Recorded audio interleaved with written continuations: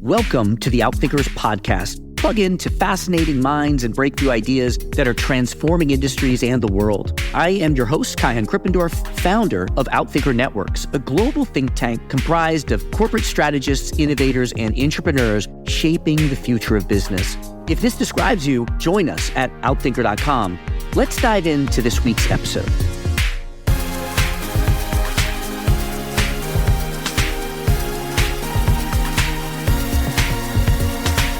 Employees are the keepers of our CX promise as a brand. You want to say we're going to be the best widget company in the world. Here is our values and vision statement. Here's our strategy. Let me just say to you that strategy one-pager and that vision and values statement and your tagline does not show up and solve a customer problem. It does not show up and sell something to a customer. It does not show up and design a product. People do that, not the strategy deck that gets you funding from your board. That's not who does it, right? Unfortunately, we've spent so much money on the customer that we have sort of left the employee behind.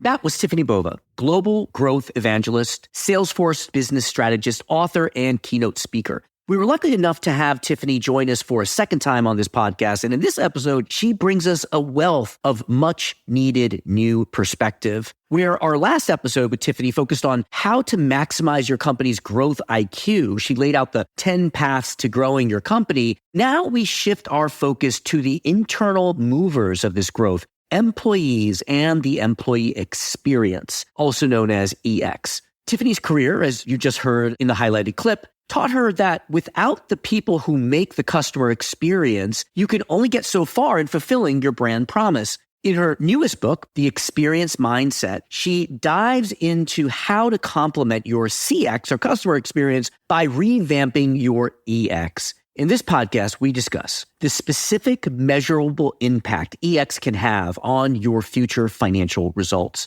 How management often not only neglects the employee experience, but actually makes it worse by offloading customer stress onto employees. What kinds of metrics you can set around EX, which can often run parallel to and complement your CX metrics. Ladies and gentlemen, Tiffani Bova.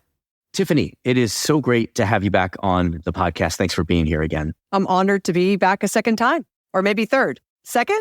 Okay. Yeah. Love to have you back a third. You do such interesting work, and each of your research projects really flip the script on how to look at growth. And so when I started listening to your book and becoming familiar with it, I was like, this is what we need to talk about. I want to get into the book and I want to get into the employee experience, but I want to start off with two questions that I've already asked you. Let's see if you have different answers to it. The first is, if you really know me, you know that. How would you complete that? Well, the last time I probably said I'm from Hawaii. And then, of course, it would be, I love the ocean. Very close to Hawaii. So let's say that.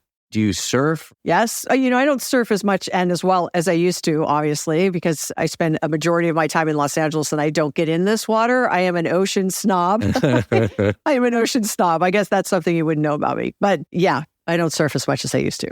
Okay, great.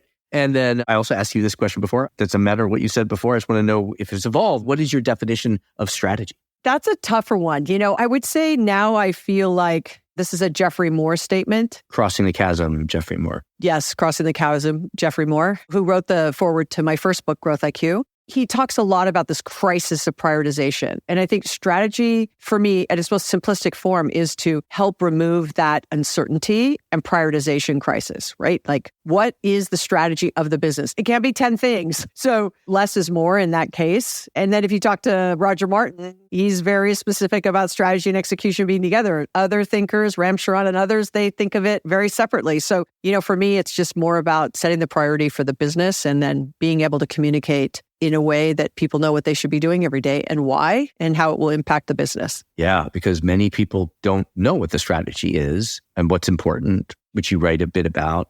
First, if you don't mind just opening up the topic of the book, what did you become interested? Because this has come up a few times in the podcast. We had David Ulrich, for example, saying, hey, we spent all this time looking at marketing for the customer side, but none of those techniques do we use for the employee side. So if you could just unpack for us why you decided to begin this research. Yeah, let me start with a huge caveat here. I am not a people and culture expert. That is not my lane. I really grew up as a practicing sales, marketing, and customer service or customer success leader for startups as well as Fortune 500 companies. And then I spent a decade at Gartner as a research fellow, really watching and advising around sales transformation, the impact of digital to the way brands engage and grow. So I was always on that side of the house.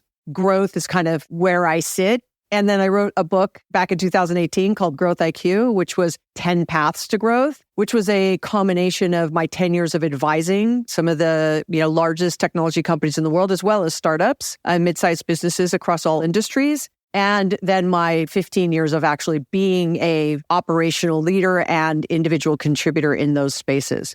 Through the entire book of the 60,000 words, my very first chapter was customer experience. And I think of all the 60,000 words, I think there's only about 100 or 150 words that talk about employee. It was a big miss for me. And I missed it because it wasn't in my line of sight, right? I mean, I could talk about salespeople and marketers and people working in the call center, right, as individual employees. But looking at the employee experience in a more comprehensive way, that was not something I was paying attention to. And then I was standing on stage a number of years back, 3 or 4 now. I now work at Salesforce, obviously. And I said, I don't think it's a coincidence that Salesforce is one of the best places to work globally. If it's not number 1, it's in the top 5. One of the most innovative companies in the world and the fastest growing enterprise software company. I didn't think that was a coincidence. And when I said that on stage, in the back of my head, I went, note to self, could I prove it?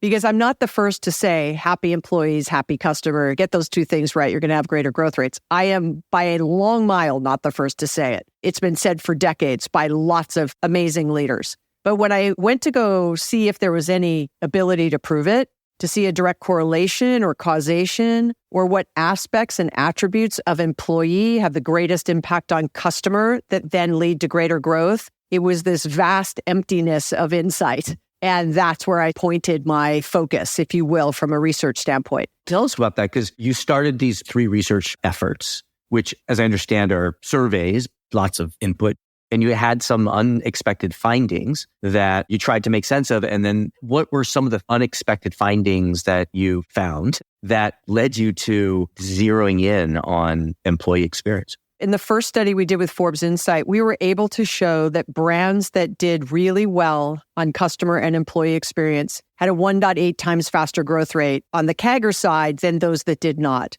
These were U.S. companies publicly traded only, and there was a reason for that. It's so we could get our hands on publicly available information. And then we did like 300 interviews of executives and asking them sort of about what we were finding to put some color around the raw stats that we were able to uncover. So before you go there, could you just explain what that performance differential is? Yep. So for a $1 billion brand, it was a $40 million impact. And so the CAGR on those brands that were doing customer and employee experience well was like in the low 8% range. If you didn't do those 2 things well, I want you to hear that you're still growing. Like if you were doing good on one and not the other, there was still a CAGR in the 4% range. So this is not, you're not growing, right? Or you're negative or the world is ending. It's that you would get this multiplier effect if in fact you could get those 2 things right. In theory, I mean, that was the hypothesis. It was a very back of the napkin kind of assessment, which to any academic, they would go, I don't think so. But it got us directionally going, maybe we have something here that we can investigate even further. What I love about what you're saying, if I'm interpreting this right, is if you had 8% versus negative 8%, people could say the causation is the other way, right? Companies declining, people aren't happy, employee experience naturally is going to be a cause of their decline. But in both cases, we're seeing growing companies. Yeah. And what we also found was when a company focuses on customer experience,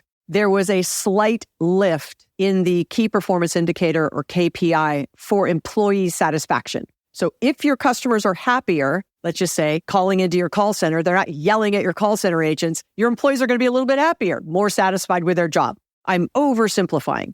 If you were focused on employee experience and were doing really well there, you would also get a little lift in your customer KPI, right? If you have more engaged and satisfied employees, they might be willing to say, you know what, I don't know the answer. I'm going to go get it for you. But instead of putting you on hold for 10 minutes or 20 minutes, I'm going to call you back. And you're like, oh, that's not going to happen. Like, they're not going to call me back. But then they call you back, right? Because they feel like their job has an impact and they understand how it does have an impact on that customer experience, that they are the facilitators of that great experience. They get that. And so you get a little lift. But if you do both right, you get that multiplier effect. So it's like 1.3 times and 1.4 times in those KPI improvements. You get both right, you see a 1.8 times improvement in growth. After that first study we did with Forbes Insight, we're like, hey, we're onto something. And we thought it would be a virtuous cycle, as I just described it. If you start with customer, you get a lift on employee. If you start with employee, you get a lift on customer. And then this figure eight of infinity begins, right? One feeds off of the other and you get the momentum. Yeah, I've seen that represented as like a positive cycle and a negative cycle. Makes sense. Right?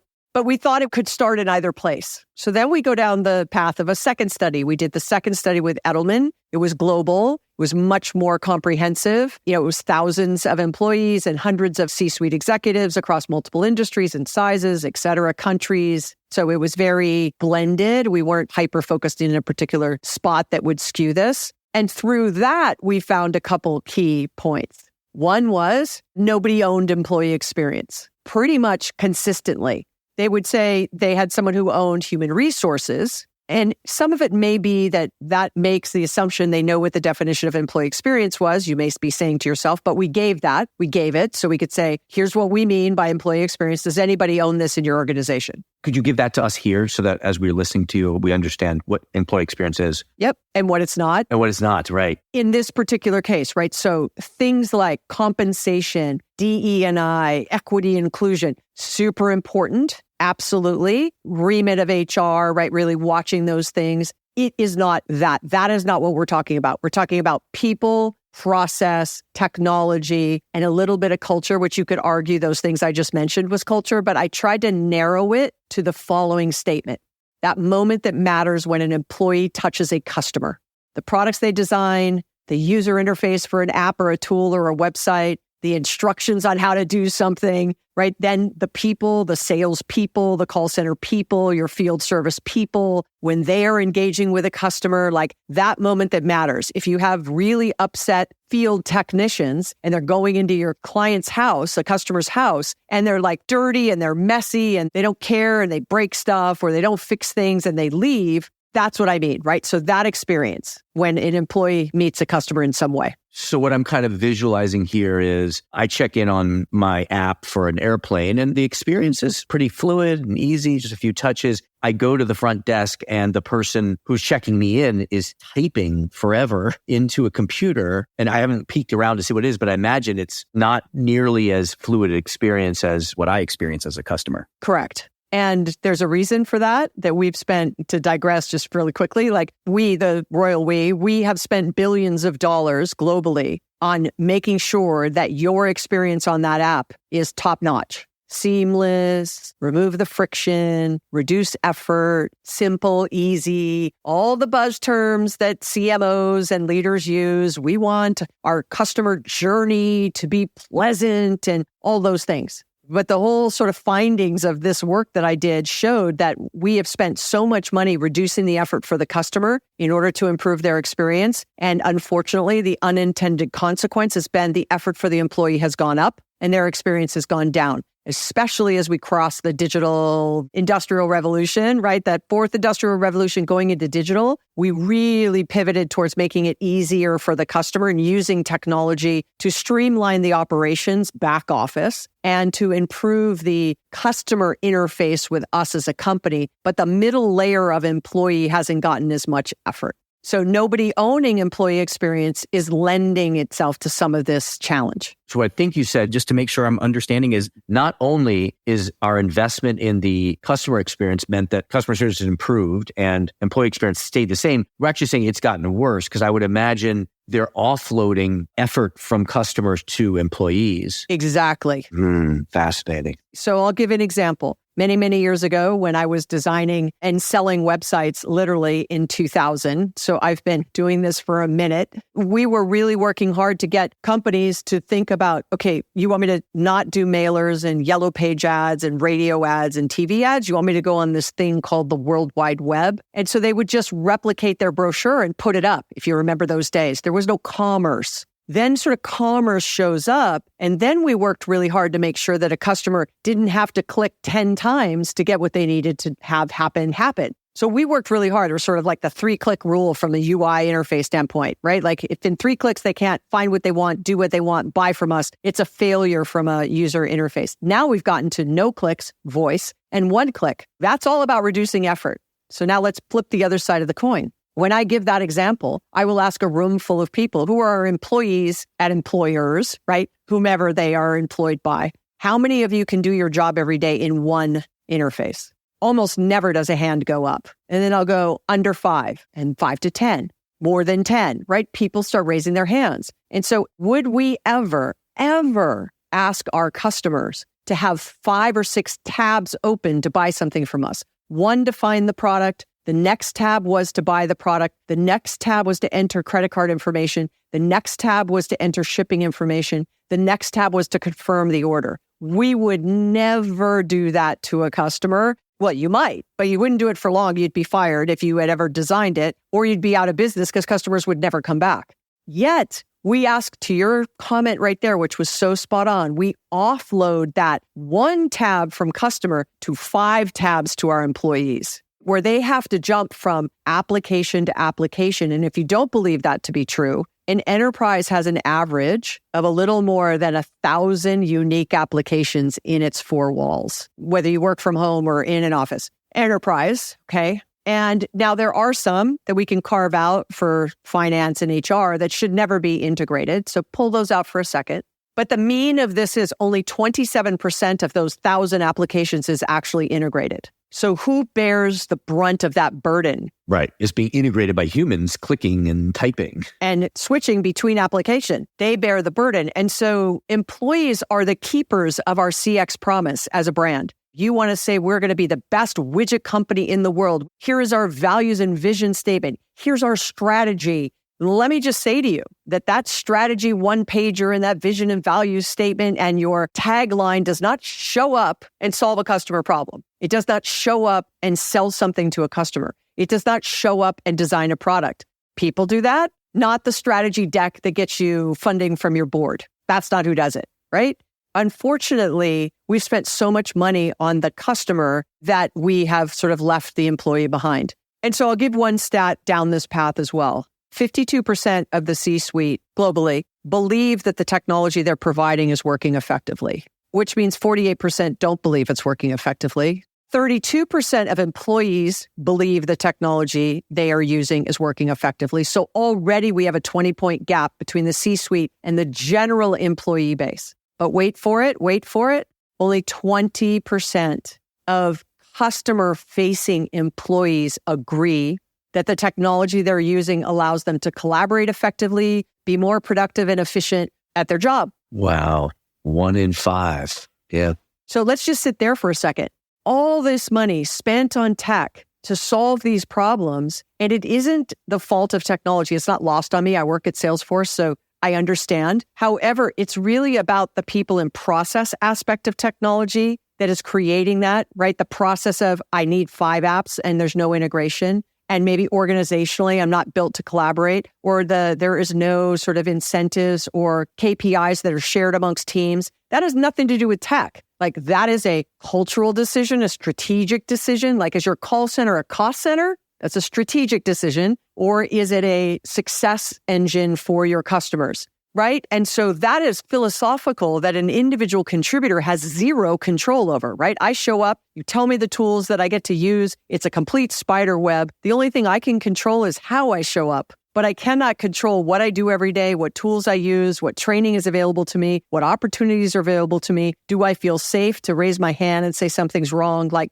we could go on and on, but that's why I called the book The Experience Mindset, because it isn't about a new role. It isn't about a power grab. It isn't about an employee experience executive sitting at the C-suite. This is literally everybody thinking that anytime in the future that you make a decision today, tomorrow, next week, don't care, and it has an impact on the customer, and you're doing it for the customer because you are customer-centric, customer first, I want you to take a pause, and I want you to say, hold on a second. What is the intended or unintended consequence to my people, to our employees? Are we setting them up for success to deliver upon this change we're making for customer in order to increase that promoter score or customer satisfaction? That we don't just offload it based on what you just said, which is a perfect way to frame it, over to our employees. And if I can get you to just pause and ask that question, then it's been a success. It's just that simple. Got it. Yeah, because that's exactly where I was going to go. It was like, okay, so do we need a EX person, and where do they sit and where do they report? But I see that's why you took the PPT model and you added C as culture to it. And I guess that's what you're pointing to, is that it needs to be like a culturally embedded mindset. Right. But you can't just say, okay, no one's paying attention, right? So the advice here is that you have a cross-functional team that touches people, process, tech, and culture, and an advisory board or employee advisory board that is really like saying everything you have for customer journey mapping, employee journey map, customer advisory board, employee advisory board, net promoter score, employee net promoter score, customer effort score, employee effort score, right? Like get some balance in what we're doing. But this advisory board can be, all right, we're going to introduce video tech support for all of our customers because we surveyed the customers and that was the number one thing they said. They said they wanted video support for help. So the senior leaders go, well, we're going to deliver this because we're customer centric. And then they deliver it. And then the employers are like, hold on a second. Like I'm working from home. I don't have enough bandwidth to do video, or I haven't been trained on how to use this tool, or hold on, video calls are twice as long as phone calls, yet you're holding me to a metric that is too aggressive for me to be able to do video calls. I'm just using that as an example. So you check the box and said, absolutely, we nailed what customers told us from our customer advisory board and our customer survey, and we journey mapped and we looked across the competition, and that's what we're going to do. That's our strategy. But you don't think about the people who actually have to do the video calls, and do they have what they need? So we need learning and development and training, IT. Then you need, okay, well, who's doing the processes? Do you have change management teams or sales ops or marketing ops or something like that? So now all of a sudden you see it's cross-functional. So yes, maybe there is an executive who is responsible for employee experience, so the conversation and the idea doesn't get lost. But it has to become everybody's responsibility, similar to what we did for customer 20 years ago. We have to do the same thing for employee, and it will go a long way, as our research found. Got it. Excellent. I know we're reaching the top of our time with you. You've given us one very tangible thing that we can do, which is to create an employee advisory board. I believe that Salesforce introduced an employee advisory board yourself. Is there maybe another tip you can give someone who wants to start adopting this mindset? Yeah, I would take your top KPIs for customer and ask yourself the question if you have a correlating one for employee. And if you do, what is the score? Who's responsible for it? And can you start to map back? Wow, when we saw employee satisfaction scores dip, we saw our net promoter score dip.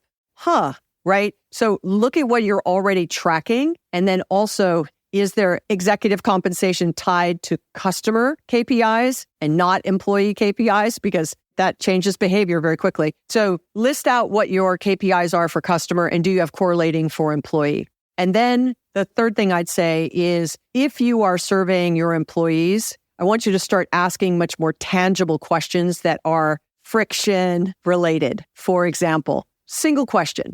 You just closed a ticket in the call center.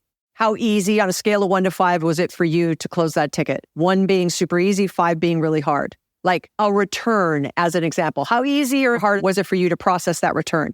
There's a client I'm working with in Canada who it takes them 20 minutes to do a return for a customer on the phone. That would be a 5. Just for returns. So now all of a sudden you can isolate returns and you can say, okay, we're going to journey map returns. We're going to look for how do we drive friction out. We're going to integrate tools. One thing at a time. Don't boil the ocean. As managers, we always say, and leaders, I'm here to remove obstacles, to remove friction, and to make it easier for you to do your job. Great. Ask one question.